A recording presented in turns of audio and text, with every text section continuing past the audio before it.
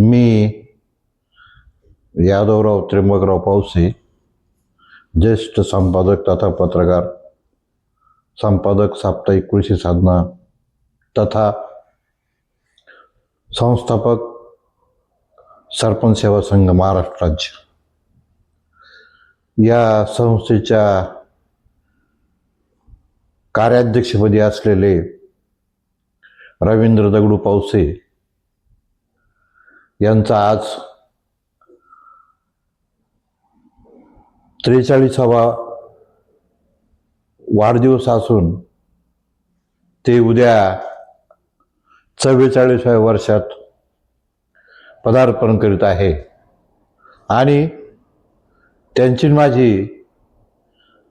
ओळख किंवा संपर्क 1992 साली झाला। त्यावेळी त्यांनी नुकतीच समाज कार्यात पदार्पण केलं होतं आणि मी स्वतः संपादक असल्याने मी माझ्या कृषी साधना पेपराच्या माध्यमातून त्यांची वेळोवेळी मुलाखती घेतल्या आणि कामकाजाची माहिती दिली। त्याचप्रमाणे मी ज्येष्ठ समाजसेवक अण्णासाहेब हजारे यांच्या भ्रष्टाचार विरोधी जन आंदोलनामध्ये तालुका अध्यक्ष म्हणून 1992 साली काम सुरू केलं।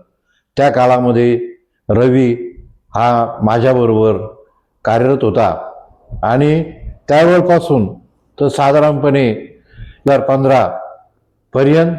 त्यांनी अण्णांच्या भ्रष्टाचार विरोधी जन आंदोलनामध्ये काम केलं। त्यानंतर आम्ही एक अण्णाची प्रेरणा घेऊन आदर्श गाव योजनेमध्ये काम करीत असताना सरपंचांच्या अडीअडचणी काय असतात याची साधारणपणे जाणीव झाली आणि त्या जाणीवेतून आम्ही 2017 साली सरपंच सेवा संघ या नावाची संस्था स्थापन करण्याचा निर्णय घेतला आणि त्या संदर्भामध्ये त्या संस्थेच्या कामकाजामध्ये रवीनं सहभाग घेतला आणि त्यावेळपासून तर आजतागायत गेले 10 वर्ष या संघामध्ये तो कार्यरत आहे आणि त्याची काम करण्याची पद्धत, त्याचं बोलण्याचं वक्तृत्व, अधिकाऱ्यावर पडणारी छाप, वेगवेगळ्या प्रकारचा अभ्यास या माध्यमातून त्यांनी या संघामध्ये चांगल्या पद्धतीनं काम केलं आणि भविष्यातही करणार आहे आणि म्हणून हे काम करीत असताना या संघाची वाढ होण्यासाठी तो सातत्याने प्रयत्नशील आहे आणि म्हणून मी आजच्या त्याच्या 43व्या वाढदिवसाच्या निमित्ताने त्याला मी सरपंच सेवा संघ महाराष्ट्र राज्य, त्याचप्रमाणे साप्ताहिक कृषी साधना हिवरगाव पावसा